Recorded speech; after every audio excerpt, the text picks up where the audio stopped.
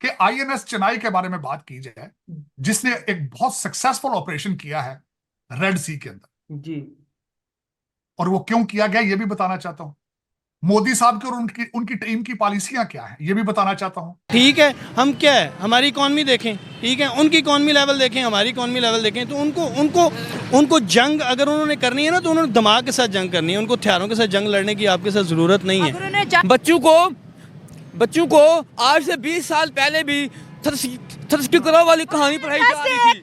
आज भी वही वो कवा बेचारे का, वो कव्या का क्या कसूर था? उसको ला के घुमा फिरा के एक घड़े के ऊपर बिठा दिया। चावल दुनिया में, पूरी दुनिया के अंदर चावल की एक्सपोर्ट जो है 40% इंडिया से जा रही है। रेड सी से, वहां से, या सी के साथ दूसरी चीज आ कौन सी रही है? वो तेल आ रहा है वहां से। तो वो अपने मुल्क की इन्फ्लेशन को, इकोनॉमी की ग्रोथ को कंट्रोल करके रखना चाहते हैं उस पर। अब ये भी बताना चाहता हूं, रेड सी के अंदर अमेरिका ने पिछले दिनों में 10 लोगों को मारा। और उसके बाद दूसरा, जो इससे अगली खबर मैंने थोड़ा सा उसके बारे में बताया था, रेड सी के अंदर भारत का जो एक डिस्ट्रॉयर है आईएनएस चेन्नई, उन्होंने ऑपरेशन किया और अपने लेला नॉर्फिक, जो कि जिसके ऊपर तकरीबन 10-15 भारतीय निजात जो उसमें एम्प्लॉयज थे, उनको आजाद कराया। क्या पढ़ाते हैं कि फला तुम्हारा दुश्मन है, फला तुम्हारा दुश्मन है। वही बात करूंगा। हर पाकिस्तानी में अक्सर कहते हो चलता फिरता एटॉमिक बॉम्ब है, कहते हैं मेरे पास बॉम्ब है, मैं मार दूंगा। रुचियों को भी इस चीज का अंदाजा है, महरूमियों का शिकार है, वो एहतजाज कर रहे हैं। इस वक्त भी इस्लामाबाद के अंदर वो अपने, उनकी खवातीन जो मिसिंग लोगों के वारसीन हैं, इस सर्दी के मौसम में वहां पे मौजूद हैं। और सारी एफआईआर खबर ये आ रही है, महरंग बलोच के ऊपर एफआईआर कर दी गई है। खबर ये आ रही है कि जी रॉ के एजेंट हैं, रॉ के जो एजेंट हैं वो पाकिस्तान में बलोचिस्तान को लेकर आवाज उठा रहे हैं। और यहां सबसे बड़ी बात यह बताना चाहता हूं कि मोदी साहब इस वक्त क्यों वायरल हैं। अमेरिका दुनिया की वाहिद सुपर पावर है, उनके वहां पे 3 शिप हैं और भारत के वहां पे 4 शिप हैं। इस वजह से मोदी साहब जो है वो इस वक्त पूरी दुनिया के ऊपर मरकज बन चुके हैं। और इस्लाम के नाम आप कहते, बार बार मैं वहां पढ़ता रहा हूं, हर किताब में मुझे पढ़ाया गया ये इस्लाम का किला है। ठीक है ना, वो कवा कहता है कि ना मैंने वो बाग देखा, ना मैंने घड़ा देखा, मैंने तो ऐसा कुछ किया ही नहीं, मेरे ऊपर इल्जाम लगाया जा रहा है। आपने अपने दुश्मन को मुकाबला करना है तो उसके लेवल पे पहुंचे आप पहले, ठीक है, हम उसके लेवल पे ही नहीं है, उसको ज़रूरत ही नहीं है हमसे जंग लड़ने की। वो प्लानिंग इस तरह की करता है कि उसको ज़रूरत नहीं है। इंडिया से जंग करेंगे, अफगानिस्तान से जंग करेंगे और जीतेंगे। टॉपिक मेरा ये था। देखें, राहत फतेह अली खान का एक शेर है, मैं वो किस तरह से करूं बयान, जो किए गए हैं सितम यहाँ। ठीक है ना, लोग हर मोड़ पे रुक रुक के संभलते क्यों हैं? इतना डर है तो फिर घर से निकलते क्यों हैं? ना मैं दिया हूँ, ना मैं जुगनू हूँ, ना मैं तारा हूँ, रोशनी वाले मेरे नाम से जलते क्यों हैं? नींद से मेरा ताल्लुक बरसों से नहीं है, यूं ख्वाब आके मेरी छत पे टहलते क्यों हैं? लोग हर मोड़ पे रुक रुक के संभलते क्यों हैं? इतना डर है तो फिर घर से निकलते क्यों हैं? हमने इंडिया से जंग करके क्या करनी है? हमने अफगानिस्तान से क्या जंग करनी है? हम पहले अपने आप से तो जंग कर लें, अपने ज़मीर से तो जंग कर लें। ठीक है ना, मैं बात महंगाई की नहीं करूँगा, महंगाई के हक में बिल्कुल भी बात नहीं करूँगा। महंगाई इससे 100 गुना ज़्यादा भी हो जाए ना, फिर भी जिस मालिक ने पैदा किया है, आज तक ना कोई भूखा सोया था ना कोई सोएगा। हलाकू खान ने क्या कुछ कर दिया था, चंगेज़ खान ने क्या कुछ कर दिया था, फिर क्या लोग भूख से मर गए थे? नहीं, मैं बात करूंगा तो सिस्टम की करूंगा। हमारे अस्पतालों में जाकर देख लीजिए, लोग इस वक्त भी जनरल हॉस्पिटल में जाकर देखिए, लोग कितनी सर्दी में पड़े हुए हैं, लोग कितनी सर्दी में पड़े हुए हैं। सर बात ये है कि हम आजकल आर्टिफिशियल इंटेलिजेंस का जमाना है, टेक्नोलॉजी का जमाना है। आजकल दुनिया के अंदर बड़ी से बड़ी यूनिवर्सिटीज बन रही है, हर मुल्क अपने बच्चों को पढ़ा के तरक्की कर रहा है, ठीक है, लेकिन हम अपने बच्चों को क्या पढ़ाते हैं कि फला तुम्हारा दुश्मन है, फला तुम्हारा दुश्मन है। वही बात करूंगा। हर पाकिस्तानी में अक्सर कहते हो चलता फिरता एटॉमिक बॉम्ब है, कहते हैं मेरे पास बॉम्ब है, मैं मार दूंगा।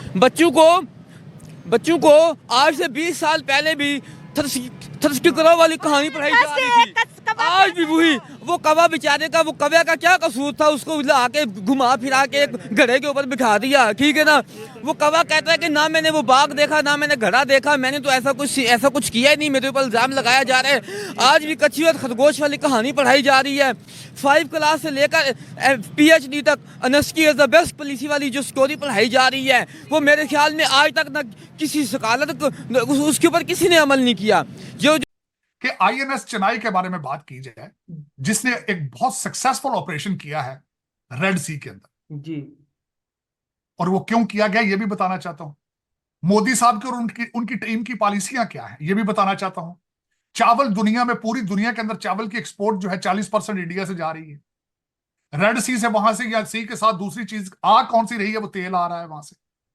तो वो अपने मुल्क की इन्फ्लेशन को, इकोनॉमी की ग्रोथ को कंट्रोल करके रखना चाहते हैं उस पर। अब ये भी बताना चाहता हूं, रेड सी के अंदर अमेरिका ने पिछले दिनों में 10 लोगों को मारा।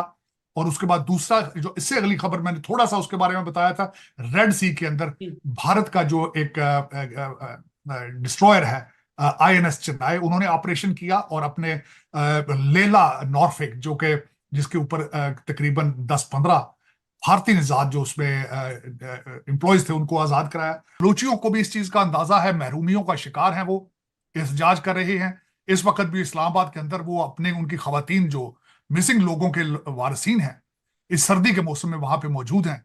और और सारी एफआईआर, खबर ये आ रही है महरंग बलोच के ऊपर एफआईआर कर दी गई है। खबर ये आ रही है कि जी रॉ के एजेंट हैं, रॉ के जो एजेंट हैं वो पाकिस्तान में बलोचिस्तान को लेकर आवाज उठा रहे हैं। और यहां सबसे बड़ी बात यह बताना चाहता हूं कि मोदी साहब इस वक्त क्यों वायरल हैं।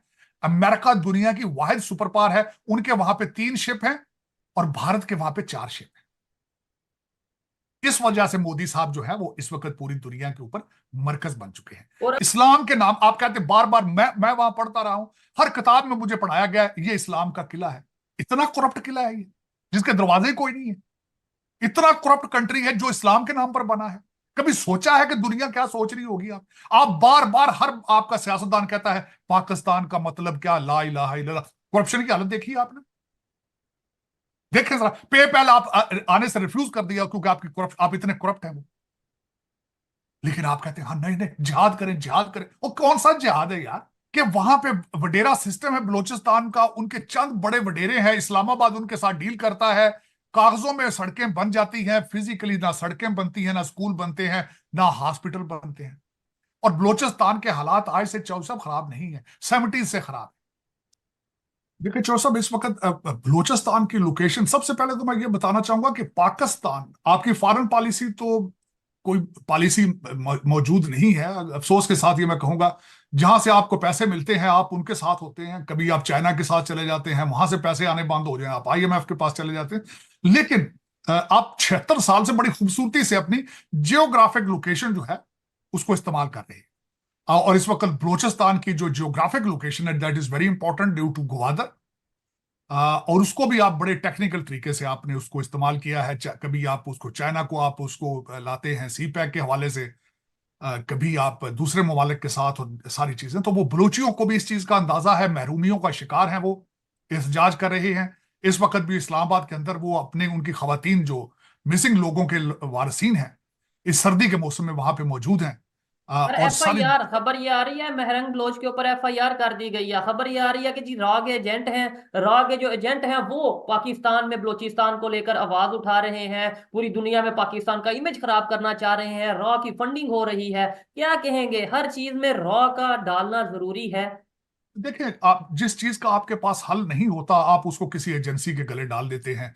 आप कहते हैं मुसाद है इसके पीछे, सीआई है पीछे, इसके राग इसके पीछे है। चॉइस, मुझे अक्सर लोग जो कह जाते हैं कि ये राग का एजेंट है। शायद ये एक ऐसी बात है कि जो मेरे ख्याल में सबसे आसान है ये कहनी। हालांकि मैं किसी को ना जानता हूं, ना मेरा कोई किसी के साथ इंटरेस्ट है। हाँ, मैं और जख्मी आज जरूर तो हूं। आज तो हम फिर इस वीडियो में डालेंगे, थंबनेल लगाएंगे, साजिद तारड़ रॉ का एजेंट है। चॉइस साहब, मैं जख्मी जरूर हूं, ये आप कह सकते हैं, क्योंकि मेरी मादरे मिल्लत के जो हालात हैं, किसी भी आज तक इंसान के मुंह से मैंने पाकिस्तान के असली मसाइल के बारे में बात नहीं सुनी, ना उनका कोई हल सुना है। बलूचिस्तान के मसाइल हल क्यों नहीं करते, मैं बताना चाहूंगा उनके मसाइल क्या है। सबसे पहले तो आपने चाइना के हाथों हर चीज बेच देते हैं, लोकल लोगों को एतमाद में लिए बगैर। वहां के गवादर के, बलूचिस्तान के मछेरों को प्रॉब्लम है कि जो सदियों से वहां मछलियां पकड़ रहे हैं, आप मछलियों के राइट्स भी दे देते हैं चाइनीज बड़ी कंपनियों को। उनके शिप्स आते हैं, हमारे लोग किश्तियों में होते हैं, उनके शिप्स आते हैं, मछली सारी उठा के वो चाइना ले जाते हैं। आप उनसे बात नहीं करते क्योंकि आपका इंटरेस्ट होता है, आप पैसे उनसे लंदन में ले लेते हैं, अमेरिका में ले लेते हैं उनसे। दूसरी बात, उनके मसाइल ये हैं, ईरान के साथ आप उनको तजारत की, आप उनको ट्रेड की इजाजत नहीं देते, लेकिन स्मगलिंग की इजाजत आप दे देते हैं उनको। फिर उसके बाद ये है कि वहां पे वडेरा सिस्टम है बलूचिस्तान का, उनके चंद बड़े वडेरे हैं, इस्लामाबाद उनके साथ डील करता है, कागजों में सड़कें बन जाती हैं, फिजिकली ना सड़कें बनती हैं, ना स्कूल बनते हैं, ना हॉस्पिटल बनते हैं। एक वीडियो जो सोशल मीडिया पर बहुत तेजी से वायरल हो गया और इंटरनेशनल मीडिया जी उस वीडियो को शेयर कर रहा है, जिसमें हम देख रहे हैं कि मार्को जो है इंडियन नेवी, उसने जिस तरह से बहरे हिंद के अंदर एक शिप जिसको हाईजैक कर लिया था सोमालिया की जानिब से, उसको फ़ौरन से ही रेस्क्यू किया। और अगर कहते हैं कि अगर सोमालिया के लोग अगर इसको हाईजैक कर ले तो वो काफ़ी $मिलियन डिमांड करते या फिर शिप को जला देते। हम आज यहाँ पर डिस्कस करेंगे कि उसकी पावर हमने सोशल मीडिया पे देखी, किस तरह से उन्होंने एक्टिवली एंड स्मार्टली ये ऑपरेशन जो है पूरा किया। लेकिन जब हम रोड पे पाकिस्तानियों से बात करते हैं, ये हर बात पे कहते हैं कि इंडिया से जंग करेंगे, हमारे पास एटम बम है। सर, जिस तरह की वीडियो आजकल सोशल मीडिया पे आ रही हैं हमारे पड़ोसियों से रिलेटेड, क्या ये ज़माना जंग का है? कोई भी मुल्क है, उसकी जो आवाम होती है वो उस मुल्क का एसेट होती है, ठीक है। और उन्होंने अपने जो 15 लोग थे उनको एसेट समझा, सासा समझा और उनके लिए स्ट्रगल की और उन्होंने अपने 15 लोगों को बचा लिया। जिस तरह पाकिस्तानी अवाम या हम लोग कहते हैं कि हम इंडिया के साथ ये कर देंगे वो कर देंगे, हम इंडिया के साथ वो वाली सीन, वो मामला कुछ भी नहीं कर सकते, क्योंकि आज का जो दौर है ना, इसके अंदर जंग जो है वो जोश जज्बे वाली नहीं है, वो दिमाग के साथ जंग लड़ी जाती है। आप देखें अब हम कहते हैं कि जहाज़ों के साथ जंग, अब वो दौर नहीं है। इंडिया ने हमें डिफीट किया हुआ है। अगर आप इन अदर केस आप देखें, इंडिया ने हमें डिफीट किया हुआ है। अमेरिका, मैं बताता हूँ उसकी वजह यह है कि आपकी इकॉनमी के हालात क्या हैं, ठीक है। आप देखें जंगों में 1923 में जंग हुई, ठीक है, वो मतलब जो एटम बम चले 1923 के अंदर, ठीक है, वो ख़त्म हो गया। अब वो सिस्टम नहीं है, ठीक है। इंडिया को जंग लड़ने की हमारे साथ ज़रूरत ही नहीं है, हमारी इकॉनमी का बेड़ा वैसे ही गर्क हो चुका है, ठीक है। उसकी वजह ये इंडिया क्या करता है, वो वहाँ पे बैठ के ना वो प्लानिंग करते हैं, ठीक है। वो जंगों की प्लानिंग नहीं करते, वो देखते हैं कि यार इस मुल्क में हम इसको इकॉनमी के लिहाज से कैसे डाउन कर सकते हैं। जब आपकी इकॉनमी डाउन होगी, बेरोज़गारी होगी, कत्लो गारत होगी, उसके बाद चोरियाँ होंगी, तो अमन आपका ख़राब हो जाएगा।